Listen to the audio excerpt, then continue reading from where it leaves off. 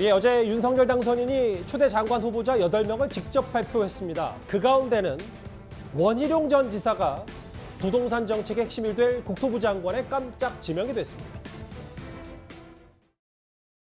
다음은 국토교통부 장관 후보자입니다. 국토교통부 장관 후보자에는 원희룡 전 제주지사입니다. 우리 서민과 중산층들이 정부의 실패로 인한 집값의 장벽이 도저히 넘어설 수 없는 현대판 신분 계급이 되어버리고 있는 이런 상황에 대해서 저는 국민들의 아픔과 미래에 대한 절망을 똑같이 공감하면서 정직하게 접근하고자 합니다. 뭐 집값을 단번에 잡을 수 있다거나 정부의 정책수단 몇 방의 조치로 시장을 제압할 수 있다거나 그러한 오만하고 비현실적인 접근을 하지 않고요. 한 발 한 발 가시적인 성과가 나올 수 있게끔 최선을 다하겠습니다. 원희룡 장관 내정자는 과거 대장동 일타 강사로 불리기도 했었습니다. 관련 영상도 잠시 만나볼까요? 이재명 지사가 계속 거짓말들을 많이 하네요. 대장동이 개발에 대해서 이재명 시장은 자기는 공공개발하려고 그랬다, 그렇게 주장을 하죠. 근데 바로 이게 거짓말이에요. 민간개발 주장한 거 너잖아. 희룡이 이재명의 압승에다가 점 하나를 찍겠습니다. 압송시키겠습니다. 대선 기간 내내 이재명 전 지사를 겨냥했던 원희룡 장관 내정자인데요. 그 구자웅차장. 네. 국토부 장관이 사실 지금 문재인 정부의 아킬레스건이 부동산이었기 때문에 꽤 중요했는데 전문성 없지 않냐, 국토부 경험 없지 않냐 이런 비판도 좀 동시에 나오더라고요. 네. 그런데 이제 대장동 일타 강사였기 때문에 국민적 관심이 큰 부동산 문제의 일타 강사가 한번 돼봐라. 그래서 부동산 문제를 잘 해결을 해낸다라면 이 윤석열 정부의 성공에도 크게 기여하는 것이고 이 차기 주자로 발돋움할 수 있는 이제 기회도 잡을 수 있는 것이기 때문에 어떻게 보면 대장동 일타 강사를 잘했기 때문에 부동산 정책을 총괄하는 이 국토교통부 장관으로 내정됐다. 뭐 이렇게 볼 수도 있는 것 같습니다. 예, 그 복귀양 대변인님, 민주당에서는 바로 윤핵관 아니냐, 보훈 인사 아니냐라는 비판도 있긴 한데 오늘 아까 원전지사 원희룡 장관 내정자 얘기 앞서 잠시만요. 죄송한데 앞서 그래픽 한번 다시 보여줄까요? 비판 목소리도 있었는데 정부 집값 실패로 집값 못 잡으니까 현대판 신분 계급이 됐다. 지금 시장을 정부가 제압할 수 있다는 오만하고 비현실적인 접근을 하지 않을 것. 원전지사가 윤핵관이든 아니든 이 분석은 맞는 얘기 아닌지 어떻게 좀 받아들이십니까? 예, 가슴 아픈 대목이기도 하고 그리고 시장을 제압한다라는 접근이 아니라 시장을 어떻게 적절하게 조율을 할까라는 측면은 제압과는 다르지만 저는 정부가 해야 될 역할 중에 하나인데 완전히 시장에 맡겨버리겠다라는 말은 아니기를 바랍니다.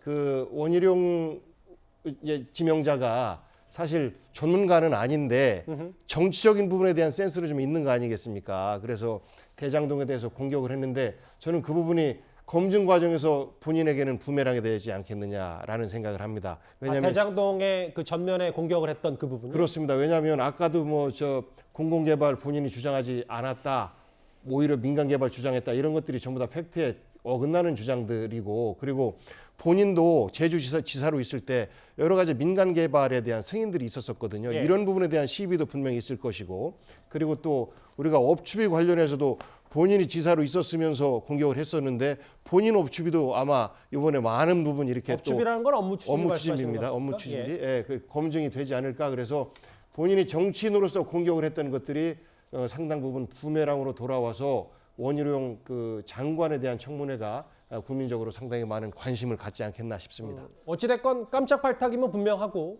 원전지사가 국토부 장관에 내정이 됐습니다. 그런데 집값을 해결해야 되잖아요. 원전지사 원희룡 지명자가요. 그런데 과거 제주지사 시절에 판 서울의 아파트 가격이 3배 이상 올랐다 이런 사연이 재조명받고 있습니다. 제주도지사 가면서 사실은 도지사 관사에 살 수가 있었는데 3,000평이 돼요. 직원이 한 15명 정도 되는데 가서 저희가 서울 집을 전세를 내놓고 관사에 살면 되는 거는 관사가 다 도민의 세금이고 우리 둘을 위해서 이걸 쓰는 거는 말이 안 된다. 그래서 저희가 관사를 영구적으로 어린이 도서관과 평생교육관을 내놨고요. 대신 서울 집을 팔고 제주 집을 샀습니다. 근데 저는 솔직히 팔고 싶진 않았습니다. 왠지 서울 집이 좀 더 많이 오를 것 같았어요. 근데 저희 후보가 제주에 집을 샀는데 왜 그거를 처분을 안 하냐고 하도 압력을 넣어서 그때 시세보다 싸게 8억 3천에 팔았는데요. 지금 6년 만에 그게 26억이 됐거든요. 목동이에요. 그래서 사실 속이 쓰립니다. 8억에서 26억이 됐다. 물론 정확한 시점은 좀 더 따져봐야 되는데 앞서 그 원희룡 내정자의 배우자 얘기는 26억 원까지 시세가 올랐다. 공직자라는 당연히 그래야 한다. 뭐 이 얘기가 좀 많이 오르내리고 있습니다. 그러니까 원래 원희룡 지금 지명자가 이제 서울 양천에서 국회의원을 했거든요. 맞아요. 그러다가 이제 본인이 출신이 제주도 지역이기 때문에 당시 제주지사로 내려갔을 때 그때 이제 지금 양천 목동에 있는 집을 그때 이제 팔고 내려갔어요. 그러니까 그때 이제 8억인가 정도 이제 했는데 지금 그게 뭐 어마어마하게 올랐지 않습니까?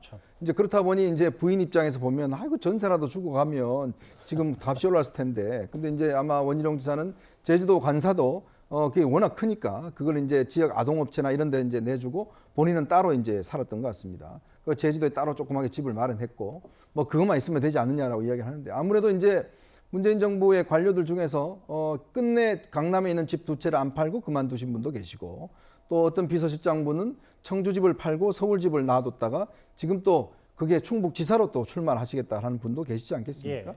뭐 그런 걸로 비춰보면 원희룡 지사의 처분이 저는 공직자로서는 바람직한 처신이었다. 그렇게 이야기를 하고 싶습니다. 김주일 대표님, 어제 윤당선인이 국토부 장관 말고도 8명의 장관 후보자를 발표했는데 그 가운데 지금 벌써 논란거리 한 분이 있어요. 복지부 장관이 10년 전에 썼던 칼럼인데 결혼과 출산은 애국이고 암 치료 특효약이다. 이게 온 국민이 중매쟁이로 나서야 한다. 그것이 바로 애국이다. 어떻게 받아들이셨어요? 예, 뭐 그냥 딱 보기만 해도 부적절하죠. 저 뭐 칼럼이 부적절한 것에 대해서는 뭐 이거 진보 보수 이건 뭐 이견이 없을 것 같습니다.